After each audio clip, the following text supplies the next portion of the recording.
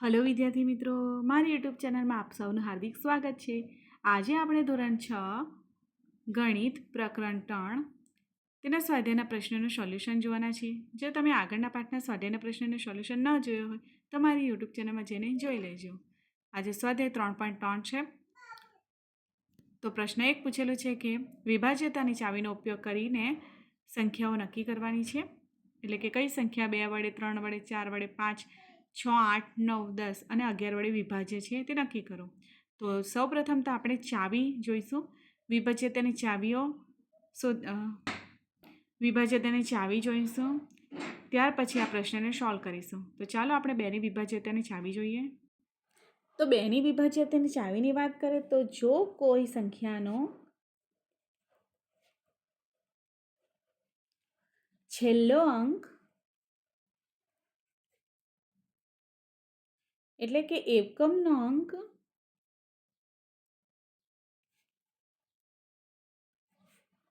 શૂન્ય 2 4 6 કે 8 હોય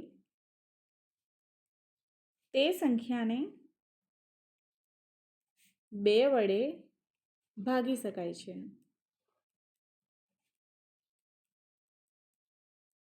તો આ થઈ બેની વિભાજ્યતાની ચાવી। ઉદાહરણ આપણે લઈએ તો ઉદાહરણ તરીકે 22 34 116 આ બધી સંખ્યાનો એકમનાંક જોઈએ તો બેકી સંખ્યા છે 2 4 અને 6 બરાબર। તો આ સંખ્યાને 2 વડે ભાગી શકાય બરાબર। તો પહેલાં આપણે બેની ચાવીમાં જોઈએ તો બેમાં જોઈએ તો પહેલાંમાં 128 છે તો 2 વડે ભાગી શકાય છે બરાબર। તો હા કહેલું છે। ત્યારબાદ બીજી સંખ્યા જોઈએ તો એકમનો અંક 0 છે તો 2 વડે ભાગી શકાય તો હા 2 વડે ભાગી શકાય છે। ત્યારબાદ એના પછીનો અંક છે તે 6 છે તો 2 વડે ભાગી શકાય તો હા એકમનો અંક 6 છે તો 2 વડે ભાગી શકાય। ત્યારબાદ 275 એમાં એકમનો અંક 5 છે જે 2 વડે ભાગી શકાતું નથી। ત્યારબાદની સંખ્યામાં એકમનો અંક 6 છે જે 2 વડે ભાગી શકાય છે। ત્યારબાદની સંખ્યામાં એકમનો અંક 0 છે જે 2 વડે ભાગી શકાય છે। ત્યારબાદની સંખ્યામાં એકમનો અંક 4 છે જે 2 વડે ભાગી શકાય છે। ત્યારબાદની સંખ્યામાં એકમનો અંક 6 છે જે 2 વડે ભાગી શકાય છે। ત્યારબાદની સંખ્યામાં 0 છે જે 2 વડે ભાગી શકાય। ત્યારબાદ 9 જે 2 વડે ભાગી શકાતી નથી। તો હા આ હતી આપણી બેની વિભાજ્યતાની ચાવી જેનો પ્રશ્ન આપણે સોલ્વ કર્યો। ત્યારબાદ આપણે 3ની ચાવી મુજબ આ પ્રશ્નને સોલ્વ કરીશું। ત્યારબાદ 3ની વિભાજ્યતાની ચાવી જોઈએ તો જો કોઈ સંખ્યાના બધા અંકોનો સરવાળો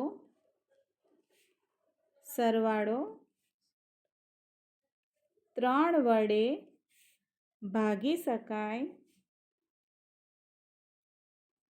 તો તે સંખ્યાને પણ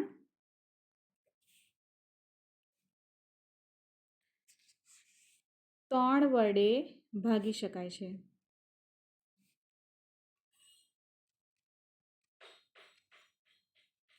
ઉદાહરણ જોઈએ તો ઉદાહરણ તરીકે આપણે 21ને લઈએ।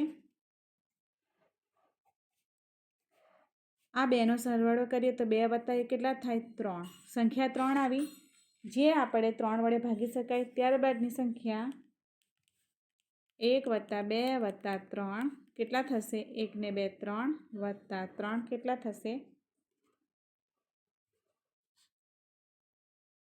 અહીં 6 થશે જે સંખ્યાને 3 વડે ભાગી શકાય છે બરાબર।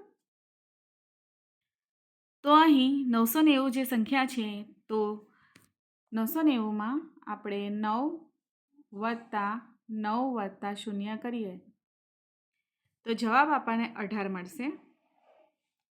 તો આ સંખ્યાને 3 વડે ભાગી શકાય છે બરાબર। તો એ રીતે બધા પ્રશ્નોને તમારે સોલ્વ કરવાના છે। તો અહીં આપણે ખરાની નિશાની કરીશું। ત્યારબાદની સંખ્યા છે 15 ને 86. તો આ બધા સંખ્યાનો સરવાળો કરતાં જે જવાબ મળશે તેને 3 વડે ભાગી શકાશે નહીં. ત્યારબાદની સંખ્યાને પણ સરવાળો કરતાં 3 વડે ભાગી શકાય નહીં. ત્યારબાદની સંખ્યાનો પણ સરવાળો કરીએ તો 3 વડે ભાગી શકાશે નહીં. નેક્સ્ટ જે સંખ્યા છે તેનો આપણે સરવાળો કરીએ તો તે સંખ્યાને 3 વડે ભાગી શકાશે. ત્યારબાદની સંખ્યાને પણ 3 વડે ભાગી શકાય. આ સંખ્યાને પણ 3 વડે ભાગી શકાશે. અહીં પણ 30 ને 60 છે તો 3 + 6 કરીએ તો 9 આવશે. તો આ સંખ્યાને 3 વડે ભાગી શકાશે. ત્યારબાદની સંખ્યાને પણ 3 વડે ભાગી શકાશે. તો હવે આપણે 4ની ચાવી જોઈએ. ત્યારબાદ 4ની વિભાજ્યતાની ચાવી. તો જો કોઈ સંખ્યાના છેલ્લા 2 અંકો એટલે કે એકમ દશકથી બનતી સંખ્યા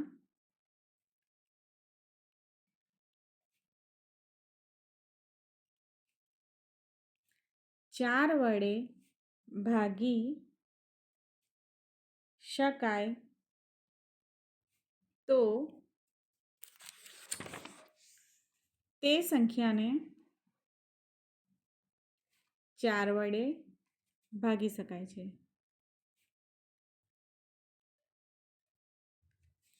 બરાબર. હવે આપણે ઉદાહરણ તરીકે લઈએ. ઉદાહરણ તરીકે આપણે આ અંકો લીધેલા છે 16. તો છેલ્લા 2 અંકો એકમ દશક 16 છે. તો 4 વડે ભગાશે તો હા ભગાશે. ત્યારબાદ અહીં આ સંખ્યામાં 12, 4 તારી 12 એટલે કે 4 વડે ભગાશે. ત્યારબાદ છેલ્લા 2 સંખ્યા 28 છે. તો 28 એ 4 વડે ભગાશે તો હા 7 ચોક 28. તો ચાલો આપણે આ પ્રશ્નને સોલ્વ કરીએ. તો 990 છેલ્લા 2 અંકો 90 છે જે 4 વડે ભાગી શકાશે નહીં.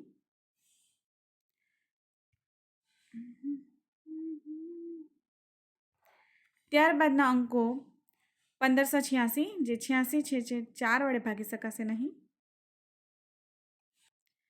ત્યારબાદ 275 તેના છેલ્લા 2 અંકો 75 છે 4 વડે નહીં ભાગી શકાતા. ત્યારબાદ છેલ્લા 2 અંકો 86 છે જે 4 વડે ભાગી શકાતા નથી. ત્યારબાદના અંકો 10 છે જે 4 વડે ભાગી શકાશે નહીં. અને ત્યારબાદના અંક 14 છે જે તે પણ 4 વડે ભાગી શકાશે નહીં. ત્યારબાદ 28, 56 જે છેલ્લા 2 અંકો 56 છે 4 વડે ભાગી શકાય છે. 14 ચોક 56 આવે તો 4 વડે ભાગી શકાય છે.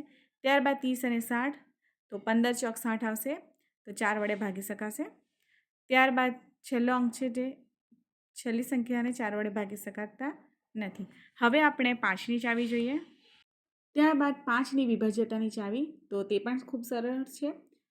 તો નિયમ પ્રમાણે જો કોઈ સંખ્યાનો છેલ્લો અંક 0 હોય અથવા 5 હોય તો તે સંખ્યાને 5 વડે ભાગી શકાય છે.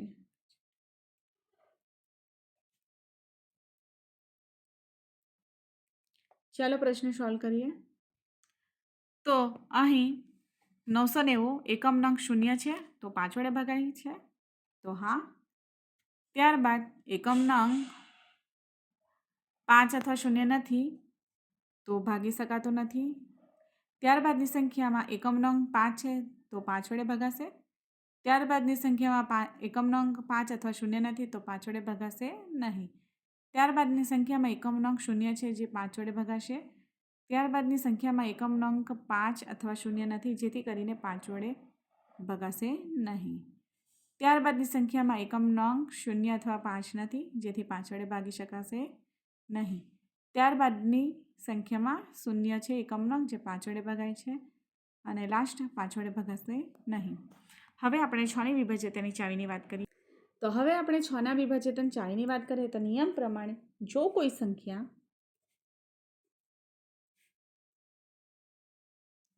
2 અને 3 બંનેથી વિભાજ્ય હોય એટલે કે ભાગી શકાય તે સંખ્યાને 6 વડે ભાગી શકાશે.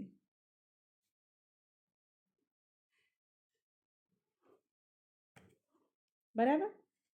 ઉદાહરણ તરીકે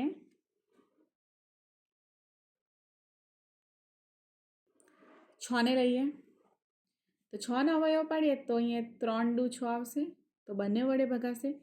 ત્યારબાદ 12 આવે તો 6 દુ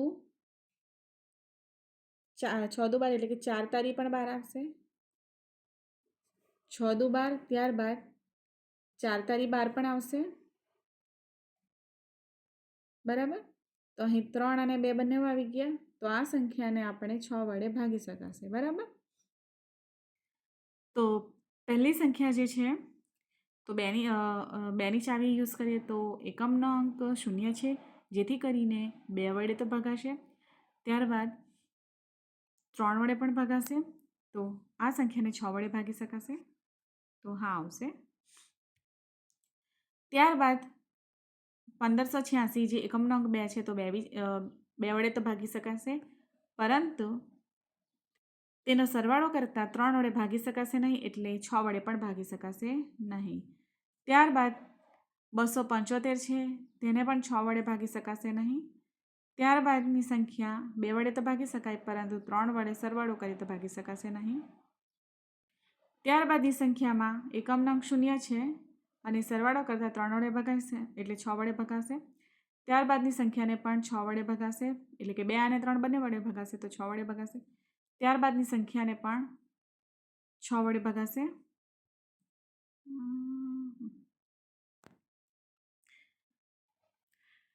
પહેલી સંખ્યાને 6 વડે ભાગીશું. ત્યારબાદ બીજી સંખ્યા 6 વડે ભાગી શકાશે નહીં. એના પછીની સંખ્યાને પણ નહીં ભગાય, એના પછીની પણ નહીં ભગાય. ત્યારબાદની સંખ્યા એકમનો અંક 0 છે એટલે 2 વડે તો ભગાય ને સરવાળો કરતાં 3 વડે પણ ભગાય તો 6 વડે ભાગીશું. ત્યારબાદની સંખ્યાને પણ 6 વડે ભાગીશું. છેલ્લી જે સંખ્યા છે તેને 6 વડે ભાગીશું નહીં કારણ કે એકમનો અંક 0 કે 2 નથી. બરાબર. હવે આપણે 8ની ચાવીનો ઉપયોગ કરીએ. ત્યારબાદ 8ની વિભાજ્યતાની ચાવી.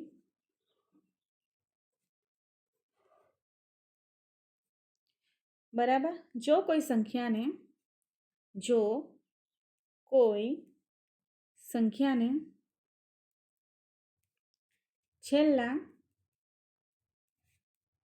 3 અંકોથી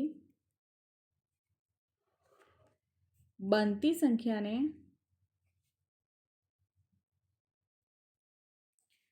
8 વડે ભાગી શકાય છે તો તે સંખ્યાને 8 વડે ભાગી શકાય છે. ઉદાહરણ તરીકે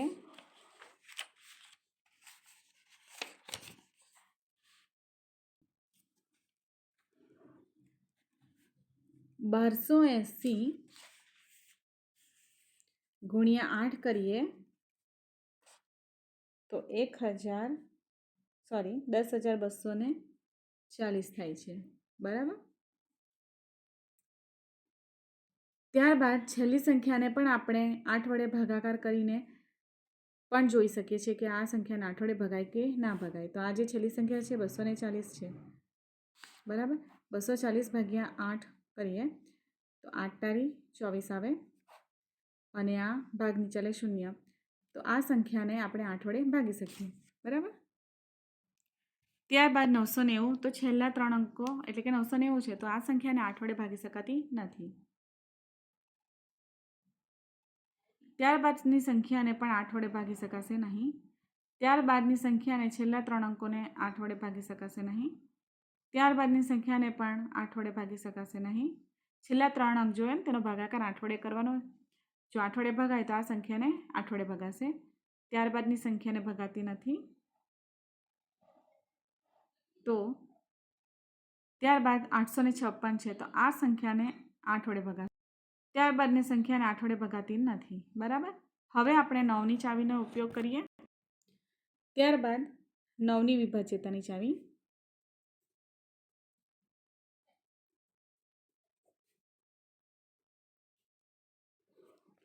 નિયમ: જો કોઈ સંખ્યાના બધા અંકોનો સરવાળો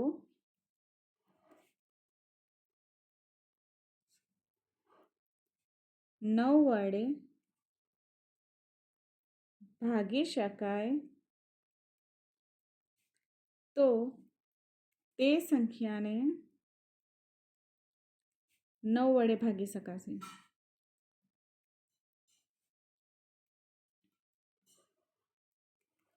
ઉદાહરણ તરીકે 81 લઈએ તો 81નો સરવાળો કરીએ તો 8 + 1 કેટલા થયા? તો 9 થાય. તો 9 × 1 = 9 રહે. બરાબર. તો આ સંખ્યાને 9 વડે ભગાય. હજુ આપણે બીજું ઉદાહરણ લઈએ 729. તો 7 + 2 + 9 કેટલા થાય? 18. તો 9 દુ 18 આવે તો આ સંખ્યાને 9 વડે ભાગી શકાય. બરાબર.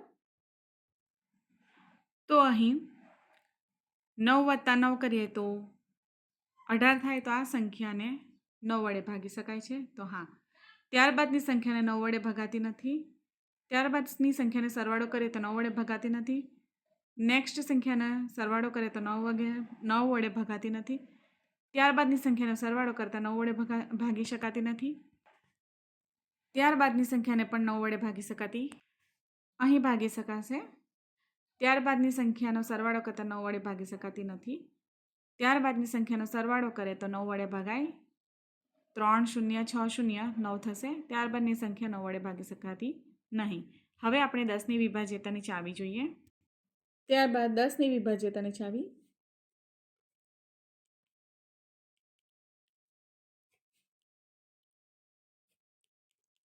નિયમ પ્રમાણે જો કોઈ સંખ્યાનો છેલ્લો અંક એટલે કે એકમનો અંક 0 હોય તો તે સંખ્યાને 10 વડે ભાગી શકાય છે. સૌથી સરળ ચાવી છે આ. તો અહીં પહેલી સંખ્યા 990 છે, તેનો એકમનો અંક 0 છે તો 10 વડે ભગાશે. ત્યારબાદ 0 નથી તો 10 વડે નહીં ભગાશે. ત્યારબાદ નહીં ભગાશે. આ સંખ્યાને પણ નહીં ભગાશે. ત્યારબાદ એકમનો અંક 0 છે એટલી સંખ્યાને ભગાશે. ત્યારબાદ સંખ્યાને ભગાશે નહીં. અહીં પણ નહીં ભગાશે. ત્યારબાદની સંખ્યા ભગાશે. આ સંખ્યા નહીં ભગાશે. ત્યારબાદ છેલ્લી ચાવી છે 11ની ચાવી. 11ની ચાવી.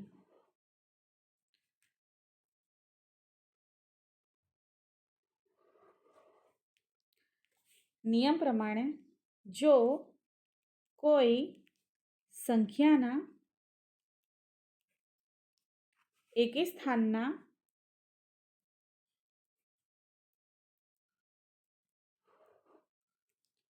અંકોનો સરવાળો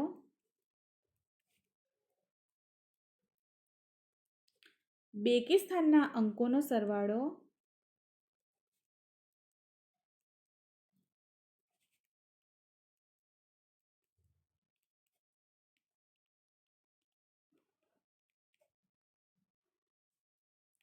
નો તફાવત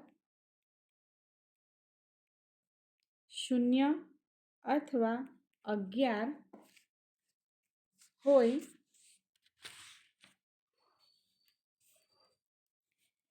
તો તે સંખ્યાને 11 વડે ભાગી શકાય છે.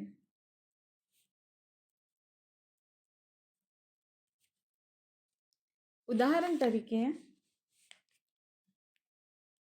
121 બરાબર. આ એકી સ્થાન છે, આ બેકી સ્થાન છે. તો એકી સ્થાનનો સરવાળો 1 + 1 કેટલા થાય? 2. બેકી સ્થાનમાં 2 છે એટલે આપણે 2 લખીશું. તો 2 ઓછા 2 બરાબર 0. તો આ 0 આવ્યો, જેથી કરીને 11 વડે ભાગી શકાશે.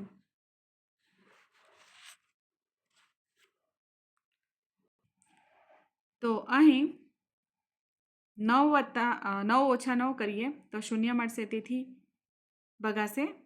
ત્યારબાદ એકી સ્થાન અને બેકી સ્થાનનો તફાવત કરીએ તો સરવાળો કરીને જો તે સંખ્યાનો તફાવત કરીએ તો ભાગી શકાશે નહીં,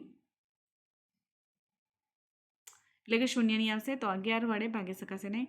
ત્યારબાદ ભાગી શકાશે, ત્યારબાદ ભાગી શકાશે નહીં, ત્યારબાદ 11 વડે ભાગી શકાશે, ત્યારબાદ ભાગી શકાશે નહીં. આ ચાવી માટે તમારે એકી સંખ્યા અને બેકી સંખ્યાનો સરવાળો કરીને જે સંખ્યા મળે તેનો તફાવત કરવાનો. જો તફાવત તમને 0 અથવા 11 મળે તો તે સંખ્યાને 11 વડે ભાગી શકાય છે. તો આટલા વિડીયોમાં તો આજના માટે આટલું છે. જો વિદ્યાર્થી મિત્રો તમને મારો વિડીયો પસંદ આવ્યો હોય તો પ્લીઝ લાઇક શેર સબસ્ક્રાઈબ જરૂર કરજો, જેથી કરીને બાકી રહેલા સ્વાધ્યાયના પ્રશ્નો પણ લાવીશ. જો તમે આગળના સ્વાધ્યાયના પ્રશ્નો કે આગળના પાઠના સ્વાધ્યાયના પ્રશ્નો ન જોઈ હોય તો મારી યુટ્યુબ ચેનલમાં જઈને જોઈ લેજો.